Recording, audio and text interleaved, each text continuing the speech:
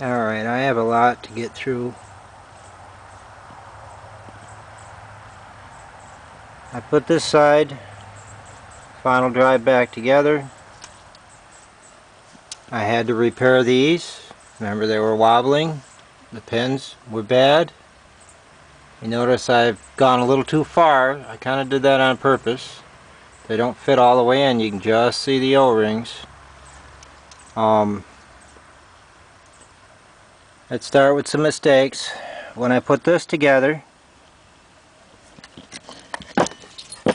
I put washers in.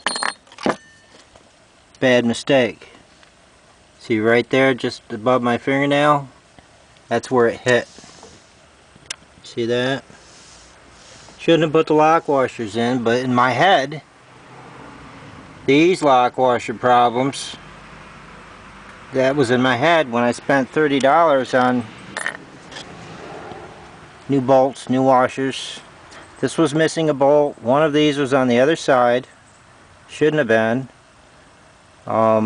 Remember this? That's where the adjuster is for that big bushing. That's the other side. These are some of the parts I bought new. But I put washers in here. See this here? I'm not going to bend these down until after I run it a bit. And then retighten everything. I replaced the washers. The only problem on this side was this right here. It had a hole in it.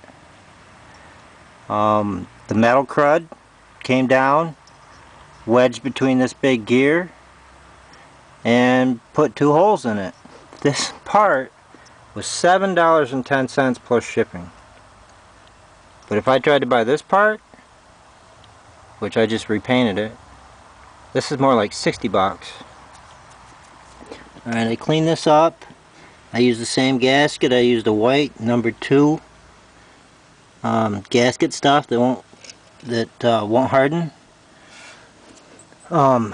Put this back together. This was fun trying to get this back together. Let's get right to this right here, because this is something I should have filmed a long time ago. I'll go to the other side. See these? And this. Remember, these are missing? Well, I got this bucket. All this crud here. And another coffee can of crud. Because I got it for $5 at a yard sale. And going through it, I found these. I ground the edges down a bit to make them fit, because these were missing. Well, I'll get back to it. These were in the toolbox in the tractor, along with these.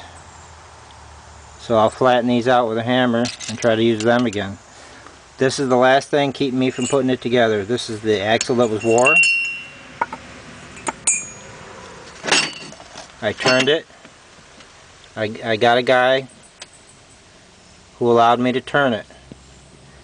This is now an inch 275, so it's 25 thousandths over an inch and a quarter. This bushing is an inch and a quarter. Now the guy won't call me back, so I want to buy a lathe, but I don't have any money. See, this fits.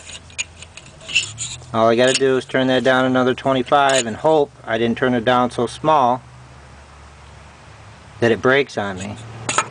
But if you look very carefully, right there, see that little shiny spot? That's how far I had to turn it down to get it true. You can see the lip right there on my dirty fingernails. That's how far we turned it down. He did it for nothing. Nice guy, but now he won't return my calls. So I got to go another 25 thousandths to get that to fit. Cut it off, and I'll put it all back together. This is that felt washer. The reason I mention that is right. Alright, where'd it go? Right here. See, back to these. I put can you see it? I put lock washers in there and it hit. It hit right here when you turn it. See how it would hit with washers in it? There's a scrape mark that I didn't put in it. It was hitting because this was all messed up. This was rocking. And here's an example over here. If I turn this, see the wear mark? You know the wear mark? Smaller. The wear mark? Because this was all loose. You turn this all the way to the left. See how it hits? See right there? See where it hits? Because it went too far because everything was loose. And that could be the cause of the original problem. Everything was loose. It hit. Okay, let's get back to this again. We come here. I bought for $60 this cheap flux core welder. Now with a flux core, one of the first things I did is cut the old clamp off and put this better clamp on. And it's got a positive. With a flux core, this isn't negative, this is positive. For that. There was a problem with it. I overpaid it $60. There was no wire on it. I went to feed the wire in, and there's a metal coil that this runs through.